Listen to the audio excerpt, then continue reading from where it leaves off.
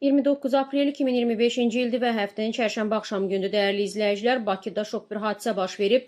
Bakıda qadınla görüşə gedən şəxsi soyundurub videoya çəkiblər, dəyərli izləyicilər. Bakıda sosial şəbəkədə tanış olduqları şəxsi evə dəvət edərək təhqir edən, alçaldaraq kameraya çəkən şəxslər hakim qarşısına çıxarılıb, onların hər birinə ağır cəza verilib. Musavat.com xəbər verir ki, Məmixan, Sultanə və Sadiq adlı tanışlar plana əsasən sosial şəbəkədə Qafar adlı şəxslə tanış olublar. Şərti addır Qafar və bu tanışlığı Sultanə edib. Sultanə Instagramda tanış olduğu Qafarla 14 fevralda görüş təyin edib. Görüşdən əvvəl onlar görüntülü zənglə danışıblar. Hər ikisi bir-birlərinin üzlərinin yarısını görüblər. Qafar görüşə gələn zaman Sultanə onu evə dəvət edib. Bu zaman Məmixan otağa daxil olaraq Qafara hücum edib. Sultanənin arvadı olduğunu deyərək Qafardan nə niyyətlə gəldiyini soruşub və onu döyməyə başlayıb. İttihama görə Məmixana Sadiq də kömək edib. İstintaq zamanı məlum olub ki, onlar Qafarı telefonla görüntüyə də alıblar. Həmin görüntülərdə Qafarı təhqir edib və alçaldıcı sözlər işlədiblər. Məlumatlara görə Qafarın